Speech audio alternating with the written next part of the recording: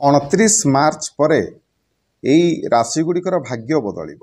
29 March ପରେ ମାନେ ଶନି ଚଳନ ପରେ ଶନି ଯେତେବେଳେ 29 ମାର୍ଚ୍ଚରେ କୁମ୍ଭ ରାଶିରୁ ବାହାରି ମୀନ ରାଶିରେ ପ୍ରବେଶ କରିବେ ତା ପରଠାରୁ ଏହି ରାଶିମାନଙ୍କର ଭାଗ୍ୟ ଚମକିବାକୁ ଯାଉଛି। କ'ଣ ସେହି ରାଶିଗୁଡ଼ିକ ଜାଣିବା ପାଇଁ ଭିଡ଼ିଓଟିକୁ ଶେଷ ପର୍ଯ୍ୟନ୍ତ ଦେଖନ୍ତୁ। ନମସ୍କାର, ମୁଁ ମନୋଜ ଦାସ, ସ୍ୱାଗତ ଆପଣମାନଙ୍କୁ ଆଜିକାର ଏହି ଭିଡ଼ିଓରେ। ଶନି 29 ମାର୍ଚ୍ଚ 2025 ତାରିଖ ଦିନ କୁମ୍ଭ ରାଶିରୁ ବା ନିଜ ରାଶିରୁ ବାହାରିକି ଦେବରାଶି ମୀନ ରାଶିରେ ପ୍ରବେଶ କରିବେ ଏବଂ ଏହି ମୀନ ରାଶିରେ ସେ 2027 ପର୍ଯ୍ୟନ୍ତ ରହିବେ। ତେବେ 30 ବର୍ଷ ପରେ ଏଭଳି ଏକ ଯୋଗର ନିର୍ମାଣ ହୋଇଛି ଯାହାକି 30 ବର୍ଷ ପରେ ଶନି ମୀନ ରାଶିକୁ ପ୍ରବେଶ କରୁଛନ୍ତି। ଯେହେତୁ ଏତେ ଦିନ ପରେ ଏ ସଂଯୋଗଟି ହେଉଛି, କିଛି ରାଶିଙ୍କ ପାଇଁ ଶୁଭ ହେବ, କିଛି ରାଶିଙ୍କ ପାଇଁ ନିହାତି ଭାବରେ ଅଶୁଭ ଫଳ ବି ହେବ। ତେବେ ମନେ ରଖନ୍ତୁ, ଏହି 29 ମାର୍ଚ୍ଚ 2025 ତାରିଖ ଦିନ ମଧ୍ୟ ସୂର୍ଯ୍ୟଗ୍ରହଣ, ଶନି ରାଶି ପରିବର୍ତ୍ତନ କରିବେ, ତା ସହିତ ସୂର୍ଯ୍ୟଙ୍କୁ ମଧ୍ୟ ଗ୍ରହଣ ଲାଗିବ। ଦେଖନ୍ତୁ, ଶନି ହେଉଛନ୍ତି ଏଭଳି ଏକ ଗ୍ରହ ଯିଏକି ଭାରି ଧିମା ଚାଲନ୍ତି। ଯେତେବେଳେ ବି ସେ କୌଣସି ରାଶି ପରିବର୍ତ୍ତନ କରନ୍ତି, ଗୋଟେ ରାଶିରୁ ବାହାରି ଆଉ ଗୋଟେ ରାଶିକୁ ଯାଆନ୍ତି, ସେତେବେଳେ ନିଶ୍ଚିନ୍ତ ଭାବରେ ସବୁକିଛି ଓଲଟ ପାଲଟ କରିଦେଇଥାନ୍ତି। ଯେତେବେଳେ ଶନି ରାଶି ପରିବର୍ତ୍ତନ କରନ୍ତି ସେତେବେଳେ ସମସ୍ତେ ନିହାତି ଭାବରେ ଜାଣିବା ପାଇଁ ଟିକେ ଚେଷ୍ଟା କରନ୍ତି ଯେ କେଉଁ ରାଶିଗୁଡ଼ିକକୁ ବର୍ତ୍ତମାନ ଶୁଭ ଫଳ ମିଳିବ ଆଉ କେଉଁ ରାଶିଗୁଡ଼ିକ ବର୍ତ୍ତମାନ ଅଶୁଭ ଫଳ ପାଇବେ। ଶନି ରାଶି ପରିବର୍ତ୍ତନ କରିବେ ମାନେ ଶନି 7.5ର କେଉଁ ରାଶି ଉପରେ ପ୍ରଭାବ ସରିଯିବ, ନହେଲେ ଆଉ କେଉଁ ରାଶି ଉପରେ ଏହାର ପ୍ରଭାବ ଦେଖାଦେବ। ତେବେ ଶନି 3 ଜୁନ 2027 ପର୍ଯ୍ୟନ୍ତ ମୀନ ରାଶିରେ ରହିବେ। ତେବେ ଏଇ ଯେଉଁ ସମୟ ଶନି ମୀନ ରାଶିରେ ରହିବେ, କିପରି ରହିବ ରାଶିମାନଙ୍କର ଭାଗ୍ୟ ଆସନ୍ତୁ ଜାଣିବା। ପ୍ରଥମରେ ବୃଷ ରାଶି। 29 ମାର୍ଚ୍ଚକୁ ଯେତେବେଳେ ଶନି ରାଶି ପରିବର୍ତ୍ତନ କରିବେ ସେତେବେଳେ ବୃଷଭ ରାଶି ପାଇଁ ବହୁତ ଶୁଭ ସମୟ ଆସିବ। କହିବାକୁ ଗଲେ ସବୁଠାରୁ ଅଧିକା ଲାଭବାନ ହେବେ ବୃଷଭ ରାଶିର ଜାତକମାନେ। ଆପଣଙ୍କୁ ଜୀବନରେ ସୁଖ ଏବଂ ସମସ୍ତ ପ୍ରକାରର ସୁବିଧା ଲାଭ ହେବ। ନିହାତି ଭାବରେ ଆପଣଙ୍କର ଅଧିକରୁ ଅଧିକ ଲାଭ ହେବ। ଯାହା ବି ହେଉ, ଆପଣ ବେପାର କରୁଛନ୍ତି, ଚାକିରି କରୁଛନ୍ତି, କେଉଁଠି ବଡ଼ ଧରଣର ପଇସା ଇନଭେଷ୍ଟ କରୁଛନ୍ତି, କିଣାବିକା କରୁଛନ୍ତି, ଆପଣଙ୍କୁ ନିହାତି ଭାବରେ ବହୁତ ଗୁଡ଼ିଏ ଲାଭ ହେବ। ଏଇ ଯେଉଁ ସମୟରେ ଆପଣଙ୍କର ଆର୍ଥିକ ସ୍ଥିତି ମଧ୍ୟ ମଜବୁତ ହେବ। ଆର୍ଥିକ ସ୍ଥିତିରେ ଆପଣଙ୍କର ସୁଧାର ହେବ, ଆର୍ଥିକ ସ୍ଥିତି ମଜବୁତ ହେବ, ଆପଣଙ୍କର ବ୍ୟାଙ୍କ ବାଲାନ୍ସ ବଢ଼ିବ, କାର୍ଯ୍ୟରେ ସଫଳତା ମିଳିବ। ଯେଉଁ କାମ ବି ଆପଣମାନେ ହାତକୁ ନେବେ ସେଥିରେ ସଫଳତା ନିଶ୍ଚିନ୍ତ। ଆୟର ନୂଆ ନୂଆ ଦିଗ ଖୋଲିବ, ଆୟର ନୂଆ ନୂଆ ସ୍ରୋତ ଖୋଲିବ, ମାନେ ଚାରିଆଡ଼ୁ ଆପଣଙ୍କର ଇନକମ୍ ହେବ।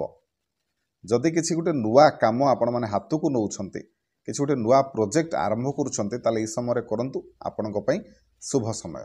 ଯେଉଁମାନେ ସରକାରୀ ଚାକିରି ଅପେକ୍ଷାରେ ଅଛନ୍ତି, ହୁଏତ ଏହି ସମୟରେ ଆପଣଙ୍କ ପାଇଁ ବିଭିନ୍ନ ଦିଗରୁ ଚାକିରି ପାଇଁ ଆପଣଙ୍କୁ ଅପରଚ୍ୟୁନିଟି ମିଳିପାରେ। ମନ ଲାଖି ଚାକିରିଟିଏ ଆପଣଙ୍କୁ ମିଳି ମଧ୍ୟ ପାରେ। ଧାର୍ମିକ କାର୍ଯ୍ୟରେ ଆପଣମାନେ ମନ ବଳେଇବେ। ଯେଉଁଠି ଧାର୍ମିକ କାମ ହେଉଥିବ ସେଠି ନିହାତି ଭାବରେ ଆପଣମାନେ ଆଗରେ ଥିବେ। ପରିବାରରେ ହେଉ, ଫ୍ୟାମିଲିରେ ହେଉ, ଆପଣଙ୍କର ରିଲେସନସିପ୍ରେ ଆପଣମାନେ ମଜବୁତପଣ ଦେଖିବାକୁ ପାଇବେ। ସାଙ୍ଗସାଥିମାନଙ୍କ ସହିତ ହେଉ, ମାତା ପିତାଙ୍କ ସହିତ ହେଉ, ନିଜର ଲଭ୍ ରିଲେସନସିପ୍ରେ ହେଉ, ଆପଣଙ୍କର ସମ୍ପର୍କରେ ଆପଣମାନେ ସୁଧାର ଦେଖିବାକୁ ପାଇବେ। ତା ପରବର୍ତ୍ତୀ ରାଶି ହେଉଛି ମିଥୁନ ରାଶି। ମିଥୁନ ରାଶି ପାଇଁ ମଧ୍ୟ ଏଇ ଯେଉଁ ଶନିଙ୍କର ଗୋଚର ଅତ୍ୟନ୍ତ ଶୁଭଦାୟକ। ଆପଣଙ୍କର କ୍ୟାରିୟରରେ ଆପଣମାନେ ଉନ୍ନତି କରିବେ। ଯେଉଁ କାମ କରୁଛନ୍ତି ସେଥିରେ ଆପଣଙ୍କୁ ଲାଭ ହେବ। ଯାହା ବି ବିଜନେସ୍ କରୁଛନ୍ତି, ଯାହା ବି ଆପଣ ଯଦି ଚାକିରି କରୁଛନ୍ତି, ତାହେଲେ ମଧ୍ୟ ସେଠି ଆପଣଙ୍କର ପଦୋନ୍ନତି ମିଳିବାର ସମ୍ଭାବନା, ଦରମା ବଢ଼ିବାର ସମ୍ଭାବନା। କାର୍ଯ୍ୟକ୍ଷେତ୍ରରେ କିଛି ନୂଆ କରିବାର ସମୟ ଆସିଯାଇଛି। ଯଦି କିଛି ହଟକେ ଆପଣମାନେ କରିବାକୁ ଇଚ୍ଛା କରୁଥିଲେ, ଏହି ସମୟରେ ଆପଣମାନେ କରିବେ। ଆଉ ଏହି ସମୟରେ କଲେ ମଧ୍ୟ ସେଥିରେ ଆପଣମାନେ ସଫଳତା ପାଇବେ। ଯେଉଁଠି ବି କାମ କରୁଛନ୍ତି ଆପଣଙ୍କର କାର୍ଯ୍ୟକ୍ଷେତ୍ରରେ ଆପଣମାନେ ସଫଳତାର ଶୀର୍ଷକୁ ମଧ୍ୟ ଏହି ସମୟରେ ଯିବେ। ସମାଜରେ ଆପଣଙ୍କର ପଦ ପ୍ରତିଷ୍ଠାରେ ବୃଦ୍ଧି ହେବ। ଚାକିରିରେ ମଧ୍ୟ ଆପଣଙ୍କୁ କିଛି ଗୋଟେ ବଡ଼ ପଦ ମିଳିପାରେ। କିଛି ଗୋଟେ ନୂଆ କାର୍ଯ୍ୟଭାର ଆପଣଙ୍କ ଉପରେ ନ୍ୟସ୍ତ କରାଯାଇପାରେ। ଜୀବନରେ ଆପଣଙ୍କର ବହୁତ କିଛି ଚେଞ୍ଜେସ୍ ଆସିବ ଆପଣଙ୍କ ଲାଇଫ୍ରେ ଏହି ସମୟରେ, କିନ୍ତୁ ସବୁକିଛି ଆପଣଙ୍କ ପାଇଁ ପଜିଟିଭ୍ ରହିବ। ଆର୍ଥିକ ସ୍ଥିତି ମଧ୍ୟ ଆପଣଙ୍କର ମଜବୁତ ହେବ। ଇନକମ୍ର ନୂଆ ନୂଆ ସୋର୍ସ ଜେନେରେଟ୍ ହେବ, ଯେଉଁଥିରୁ କି ଅଧିକା ଆପଣଙ୍କର ଇନକମ୍ ହେବ ଏବଂ ଆପଣମାନେ ଏଇ ଯେଉଁ ସମୟରେ ସୁଖ ଲାଭ କରିବେ। ତା ପରବର୍ତ୍ତୀ ରାଶି ହେଉଛି ତୁଳା ରାଶି। ତୁଳା ରାଶି ହେଉଛି ଶନିଦେବଙ୍କର प्रिय राशि मानक मध्यरु गोटे राशि। तुला राशि व्यक्ति मानकु शत्रु माने आगुरु जो हैरान हरकत रे पकाउथिले आउ हैरान करि परिबेनी। शनिंकर शुभ दृष्टि आपणकर षष्ठ स्थान को रहुछि, सेतिपई शत्रु मानक उपरे विजय सुनिश्चित आपणकर हबो। माली मुकदमा जदि चलथिला, जदि कोठी आपणकर केस चलीछि, सेथिरे आपणकर डिग्री नबार संभावना अधिक। जो माने चाकरी करूछंती से माने निहाती भाव में प्रगति करिवे, उन्नति करिवे। ये जो समय रे जो चाकरी भितरे निजर सांगसाथी मानक भितर जो कंपटीशन थाए, से कंपटीशन रे निहाती भाव में आपण माने ही जितिबे। कैरियर रे आपण माने ग्रोथ करिवे, उन्नति करिवे। आपण को भितर गोटे फील करिवे आपण माने जेमति आपण को भितर गोटे सकारात्मक एनर्जी आपण को भितर भर्ती।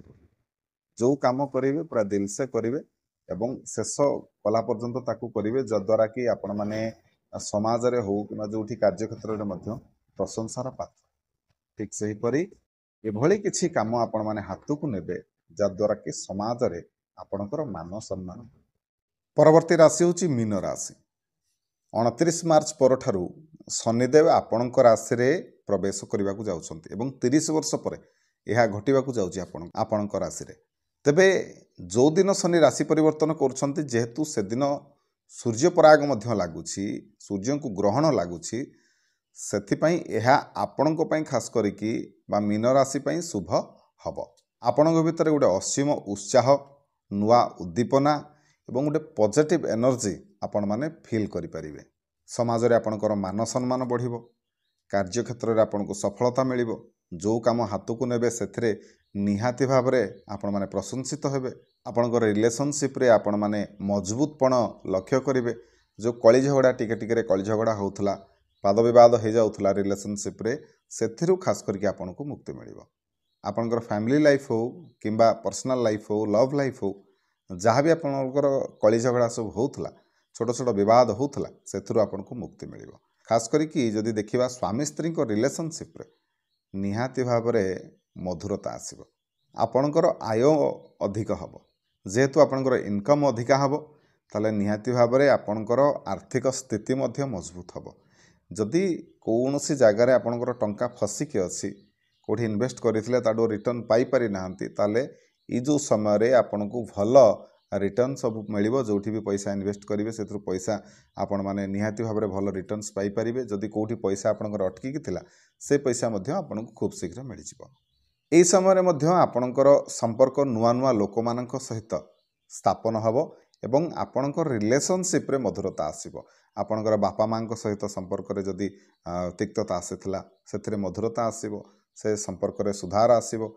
से बळे जदि आपणकर सांगसाथी मानक सहित कोठी कली झगड़ा हेतिला, से संपर्क रे मध्य मधुरता आसीबो, से मानक सहित संपर्क रे निबिड़ता आसीबो। नुआ नुआ काम हाथ को नेबे, आउ सेथिरे निहाती भाव में आपनको सफलता मिलिबो। परवर्ती राशि होची कुंभ राशि। शनिदेव आपणको राशि रु बाहर की मीन राशि को जाउछंती, तेणु निश्चिंत भाव में यह आपणको पई शुभ फल आनिदेव।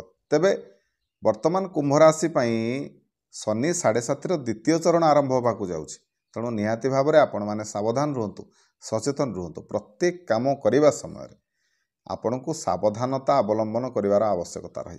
कोठी बड़ धरणर टंका इन्वेस्टमेंट करूछंती, भावी चिंती करंतु। जानवाहन रे कुआडे जाउछंती, दूरस्थान को यात्रा करूछंती, सतर्कता अवलंबन करंतु। अजथा जुक्तितर्क वाद विवाद जगह को भितर को जातु नहीं। कहवाकू गले विवाद ठारू आपण माने दूरेई रुहंतु। निहाती भाव में आपण माने शौकीन जिनस ए समय किणिकी अजथा पैसा खर्च करिवे।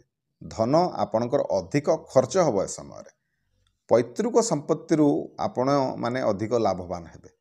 मने रखंतु, आपण ए समय जहाँ भी परिश्रम करिवे तार सुफल निहाती भाव में आपको मिलिबो, किंतु परिश्रम रे अवहेला करंतु नहीं।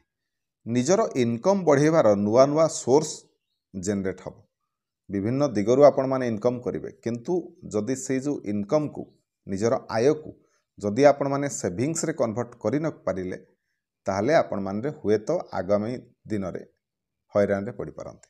तेणु जहाँ भी आय आसीबो ताकू प्रथमे सेविंग्स करबा उपरे ध्यान देबे। अजथारे टंका आपणकर ए समय खर्च हब सत, किंतु चेष्टा करंतु ताकू केमिति अजथारे टंका आपणकर जेमिति खर्च न हबो से दिगरे निहाती भाव में प्रथमे काम करंतु। आपणकर रिलेशनशिप रे मध्य मधुरता आसीबो। ନିଜର ବାକ୍ ସଂଯମତା ରକ୍ଷା କରନ୍ତୁ। ଅଯଥାରେ ଗଣ୍ଡଗୋଳକୁ ଯାଆନ୍ତୁ ନାହିଁ, ବିବାଦକୁ ଯାଆନ୍ତୁ ନାହିଁ, ଯାହାକି ଆପଣଙ୍କ ପାଇଁ ଭଲ ରହିବ।